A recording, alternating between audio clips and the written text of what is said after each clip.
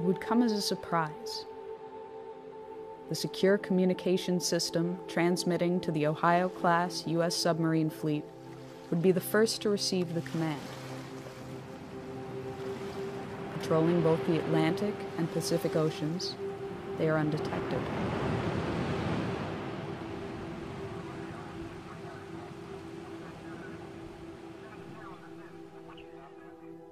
"14 of the 18 warships are equipped with 24 Trident missiles each, Trident 1s and Trident 2s.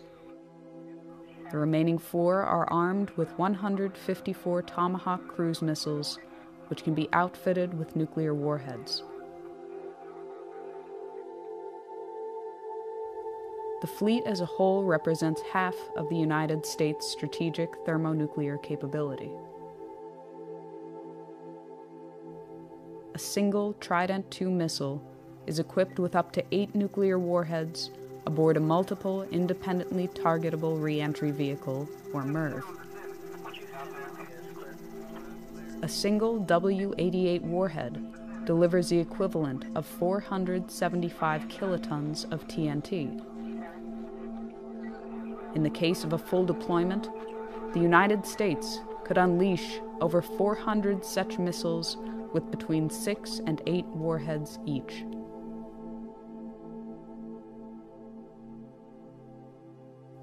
From the time of launch, it can take less than 10 minutes for an SLBM to reach its target, or as little as 5 minutes if it is flown on a depressed trajectory. This allows a very short margin for reaction.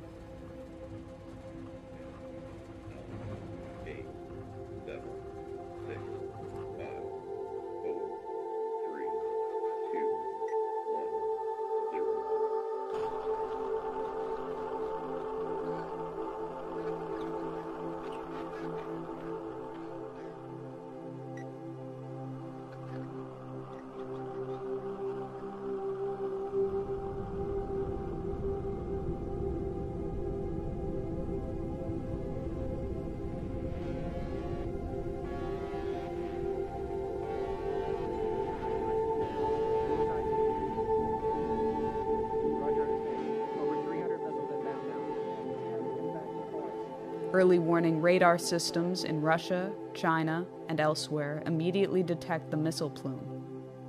They can determine the trajectory and intended target of the missiles. Minutes fracture into seconds. This is not a test. This is not scheduled.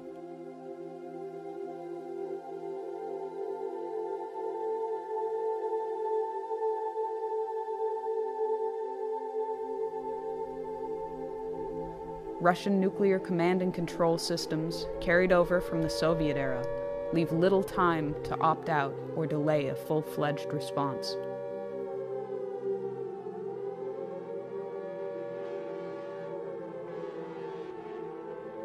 Within 50 seconds, the missile has peaked above the Earth's atmosphere. It reaches its top speed. The engine drops off. The bus releases multiple warheads as well as decoys. The radar systems on the ground are overwhelmed and unable to differentiate the two when they are in post-boost phase. Re-entering the atmosphere, the decoys burn off, and the warheads enter their terminal phase.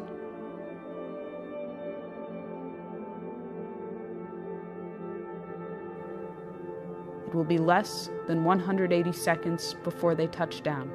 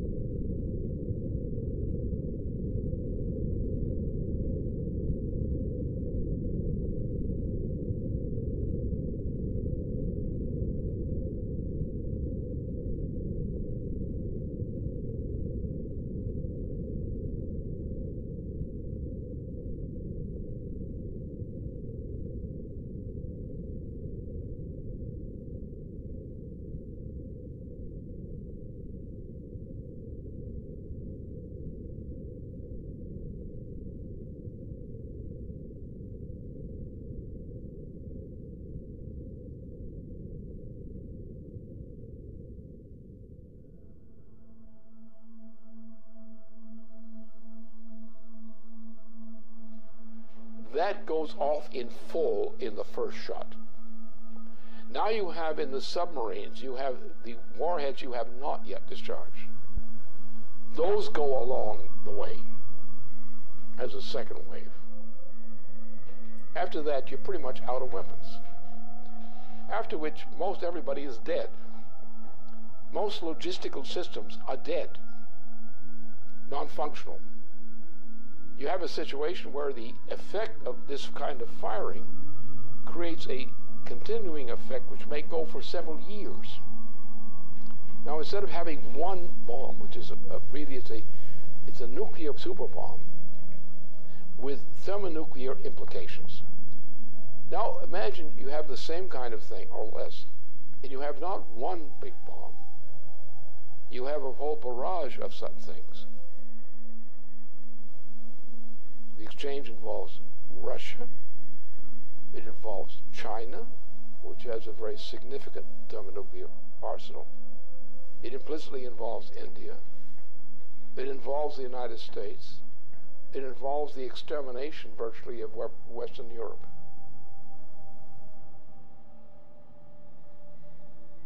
And this is what Obama represents. It's what he's intended.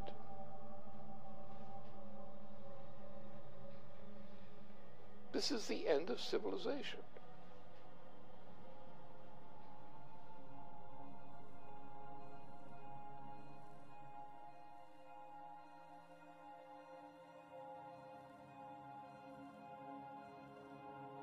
The flash was unimaginably bright. As the rain fell, the wind grew stronger and stronger, and suddenly, probably because of the tremendous convection set up by the blazing city, a whirlwind ripped through the park.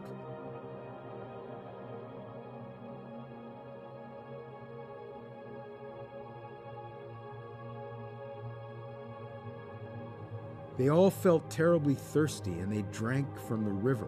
At once they were nauseated and began vomiting, and they retched the whole day. Others were also nauseated, probably because of the strong odor of ionization and electric smell given off by the bomb's fission. It was very crowded, and to distinguish the living from the dead was not easy, for most of the people lay still with their eyes open. You reached down and took a woman by the hands, but her skin slipped off in huge glove-like pieces. Those who had their faces upturned when the bomb went off, they were all in exactly the same nightmarish state. Their faces were wholly burned. Their eye sockets were hollow. The fluid from their melted eyes had run down their cheeks. Their mouths were mere swollen, pus-covered wounds, which they could not bear to stretch enough to admit the spout of a teapot.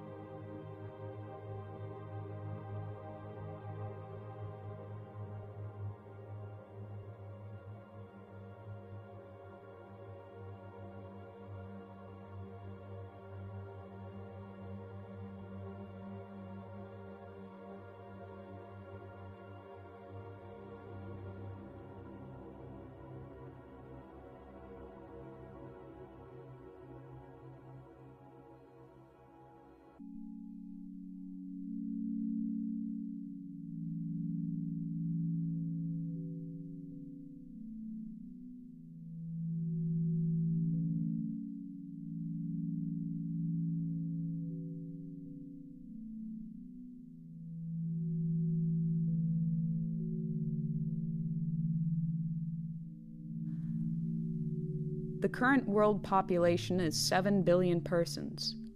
The current global nuclear arsenal is approximately 5,000 megatons.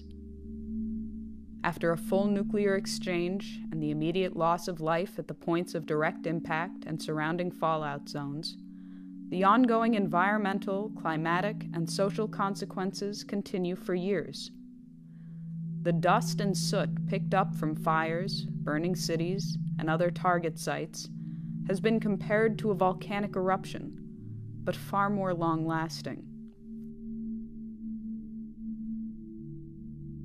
A regional nuclear conflict, employing only 0.3% of the global nuclear arsenal, would potentially result in 1 to 5 million metric tons of black carbon that would be spewed into the Earth's atmosphere.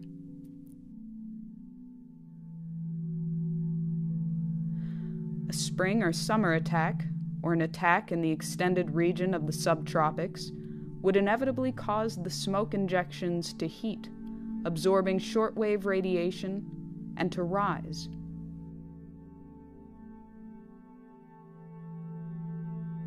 Within a week, what is not washed out immediately in black rain has risen through the troposphere and into the upper stratosphere, where it will remain for many years.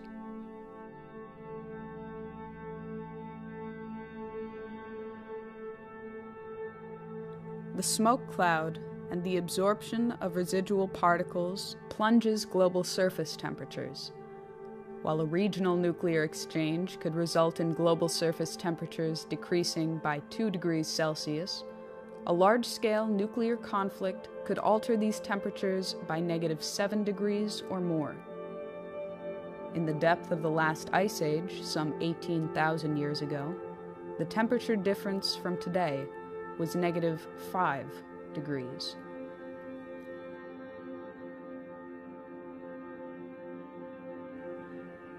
Famine for billions of people far from the target zones would be the result of a -2 degree change. Growing seasons would be shortened by nearly 3 weeks, wiping out crops. A change in 5 degrees would sufficiently ruin Canadian agriculture entirely. If world grain reserves were not destroyed in the initial exchange, reserves would last for 71 days, with little, if any, means of transportation.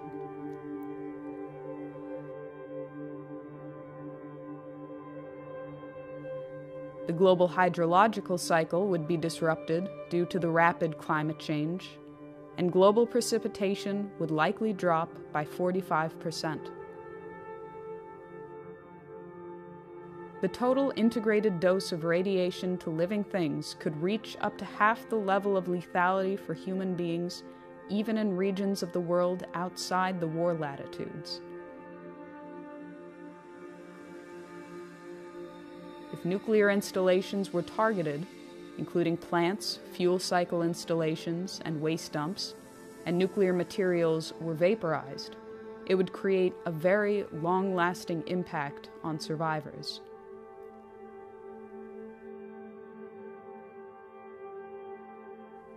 These are only the projected consequences, but it has been said that the effects of a nuclear war that cannot be calculated are just as important as those for which estimates exist. Both, however, are subject to very large uncertainties.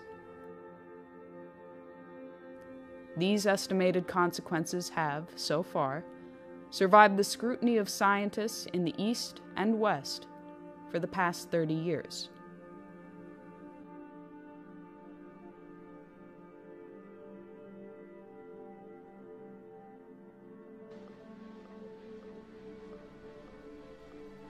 This is a full-scale commitment to an attack on the entire Eurasian continent, especially the Asian side. And it's a military operation with a full panoply of every kind of weapon for general, essentially a nuclear warfare capability, with all components, submarines, various kinds of ships, a vast accumulation of U.S. troops in that whole region, with auxiliary side in. You're looking at World War III, and nothing less than that.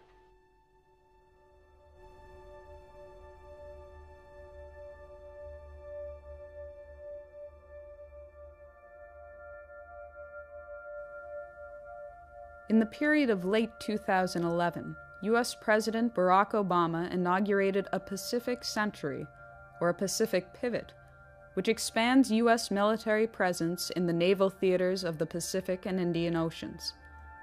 This expansion has been seen as an attempt to contain China and erode its regional sovereignty by building up a presence in bordering territories.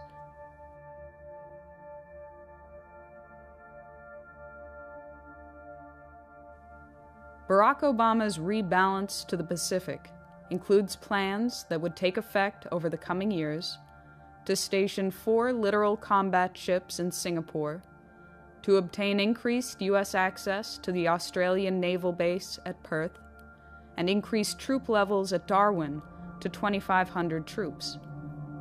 There are also plans to expand troops in South Korea to 28,500, to expand troop presence in Guam, the Philippines, Japan, and to maintain the forward deployment of U.S. aircraft carriers in that theater. China has responded to increased U.S. presence in the Pacific with the Area Denial Anti-Access Strategy, Chinese military measures to keep adversaries out of strategic territory bordering their country, in particular the East China Sea. In addition, the Pacific Strategy also includes a missile defense shield, which would be on the soil of South Korea, Japan, and Australia, targeting Asia and the Middle East. As a response to what was seen as an Asia-Pacific arms race, Chinese press indicated that to improve its security, China would upgrade its nuclear weapon capability. They would also develop offensive nuclear-powered submarines with ballistic missile capabilities sufficient to break the interception capability of the U.S. missile defense system. In the spring of 2012, there was further warning that an overarching missile defense system would force China to change its long-held nuclear policy, that China would revisit its policy of no first use and, if threatened, would consider an offensive nuclear strike. We've begun a review that will identify our most important strategic interests and guide our defense priorities and spending over the coming decade. So here's what this region must know. As we end today's wars, I have directed my national security team to make our presence and mission in the Asia-Pacific a top priority.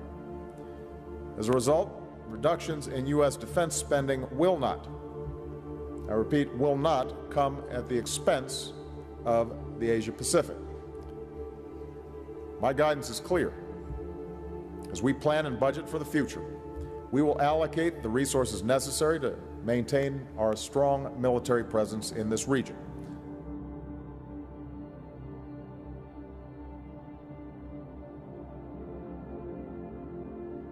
Since the 2009 inauguration of the Obama administration, plans for the European phased adaptive approach have continued and escalated in spite of Russian offers of a joint ABM system. In May 2012, NATO announced that Phase 1 of that system was operational.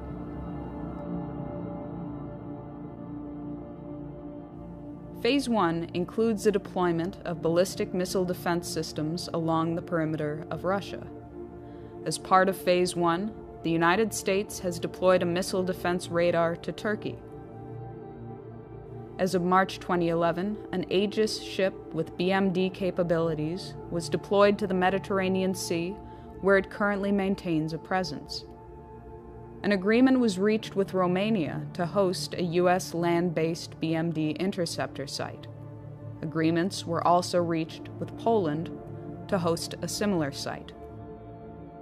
The existing naval facility in Rota, Spain, also agreed to host 4 U.S. Aegis destroyers, each with BMD capabilities and equipped with Tomahawk missiles able to deliver both conventional and nuclear warheads.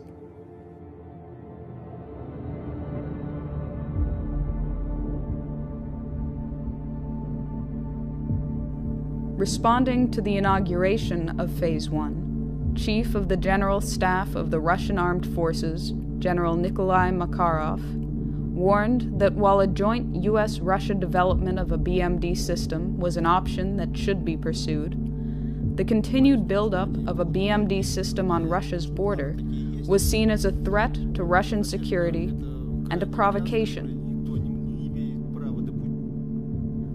The military would, therefore, consider a preemptive strike against the sites from Kaliningrad using Iskander missiles, truck-mobile, nuclear-capable tactical missiles with a range of up to 400 kilometers.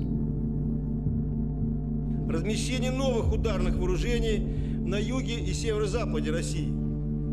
Для огневого поражения комплексов противоракетной обороны, включая развертывание ракетного комплекса «Искандер» в Калининградской области, представляет собой один из возможных вариантов разрушения инфраструктуры ПРО в Европе.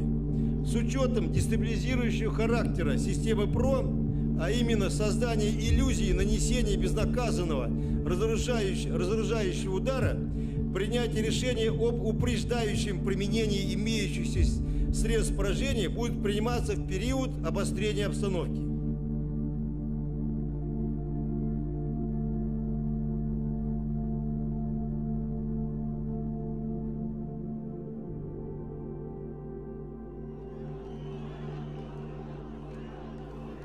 It was demonstrated at Brussels early in February 2012 that while Russia and China abstained from giving their support to UN Resolution 1973, they would forcefully draw the line on Syria and implicitly on Iran.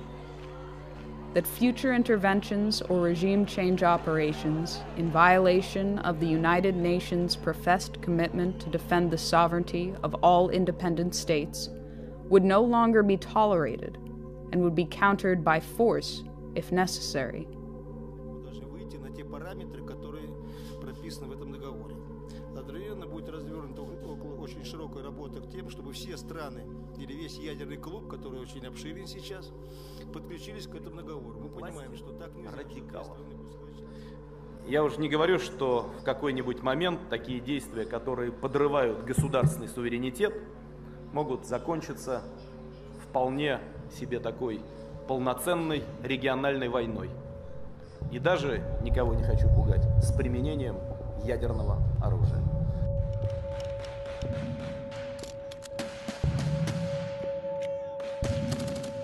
In a speech before the 18th General Assembly of the United Nations, President John Kennedy warned even little wars are dangerous in a nuclear world. Today it has been through the hardline preventive actions taken by the U.S. Joint Chiefs of Staff and the Russian military and political leadership that have held back the tides of a threatened international conflict. Simultaneous with these delays, the economic conditions in the transatlantic have deteriorated to the point of imminent breakdown, while the Eurasian region has enjoyed relative prosperity in comparison.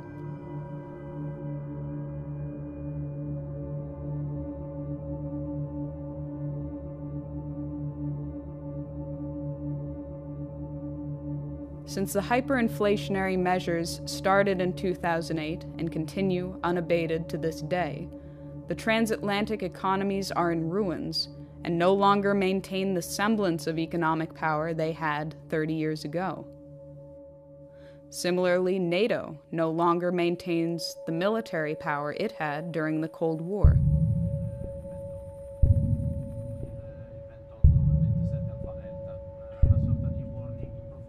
Only the United Kingdom, France, and the United States among the NATO countries maintain their own nuclear arsenal. France is believed to have a nuclear stockpile of 300 warheads, and Britain maintains a stockpile of 225 with 160 active nuclear warheads. Britain, France, and the United States, after their cooperative mission to eliminate the Libyan head of state, are currently the most emphatic to end the regime of Bashar al-Assad in Syria, despite the line drawn by Russia. This enthusiasm from the West has taken the form of openly arming barbaric opposition groups. They have claimed the right to enforce humanitarian intervention policies of the type championed by Iraq War architect Tony Blair. And from the United States, President Obama is escalating the propaganda campaign to establish the pretext for a full-fledged U.S.-led military intervention into Syria and beyond. That a red line for us is we start seeing a whole bunch of chemical weapons moving around or being utilized. That would change my calculus. That would change my equation. If world war were the intention, a Middle East attack would immediately engage the world powers of Russia and China. Inevitably, the United States would employ the greatest assets of its nuclear arsenal. The trajectory of a ballistic missile launched from the Pacific Ocean or Atlantic Ocean, the normal patrol areas of the Ohio-class submarine, would most likely cross China or Russia, assuming the target to be somewhere in the Middle East or Asia in general. This has two significant implications. First, the U.S. would have to inform Russia or China of its intentions prior to initiating a strike from a submarine, if either of those two nations was not the intended target, which blunts the effectiveness of the strike. Second, the launch acts as a datum for the submarine itself. If the launch platform is also carrying nuclear weapons, the effect of launching a missile makes the entire submarine and its nuclear payload more vulnerable. Assuming that other nations have been informed of an intention to launch a strike from a ballistic missile submarine, this may afford a nation an opportunity to actually destroy the submarine. For these two reasons, it is unlikely that any U.S. president will execute a non-nuclear strike from an Ohio-class submarine on strategic deterrent patrol.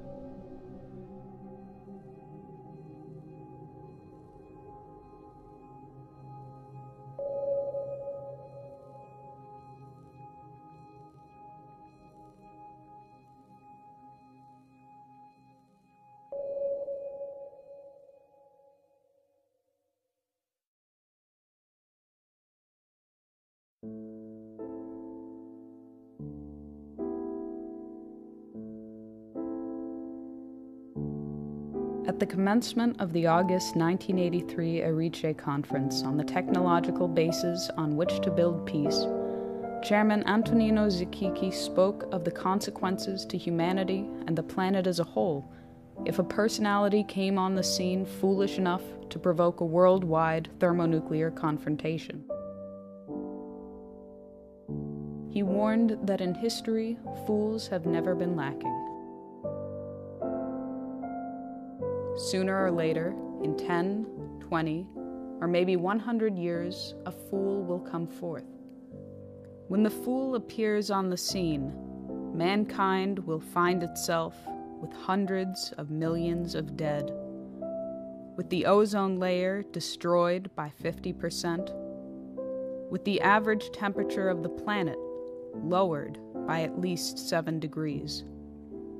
With an enormous amount of radioactivity about, and with mountains of ashes instead of the vast treasures accumulated in centuries of laborious and intelligent activity in all parts of the world. When dealing at the level of thermonuclear war, these decisions ultimately fall to the personalities of the heads of state involved.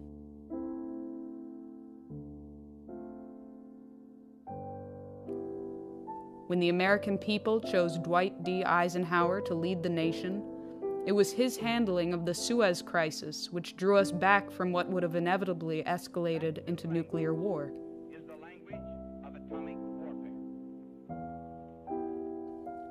When the American people selected John F. Kennedy to be commander-in-chief, it was his commitment to survival and progress and peace that guided his hand in dealing with Soviet Premier Nikita Khrushchev in Cuba, in Berlin, and in securing a nuclear test ban treaty.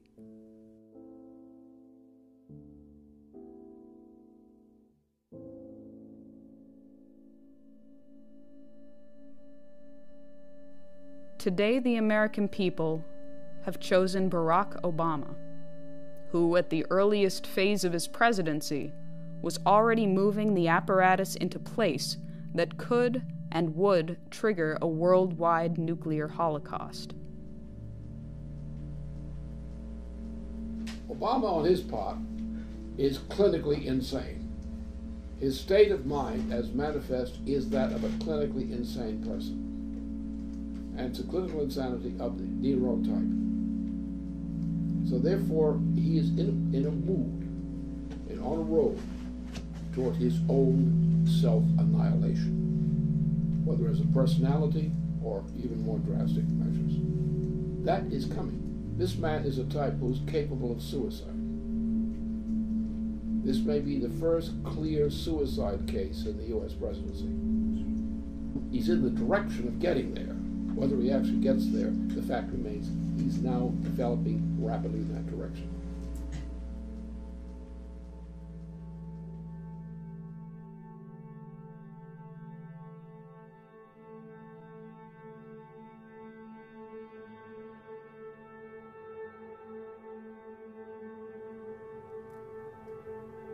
The American people will soon go to the polls to decide the next President of the United States. Recent estimates and reports indicate that the United States military, in particular the U.S. naval capability, will be at its peak deployment capacity in the coming months before elements are retired, phased out, or cut from the budget.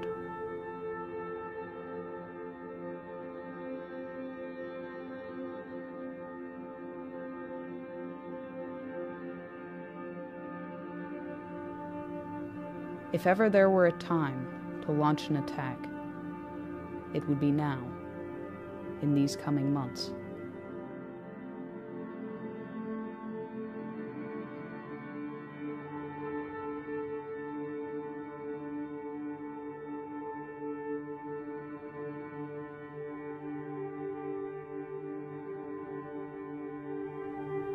If ever there were a time to prevent such an attack, it would be now,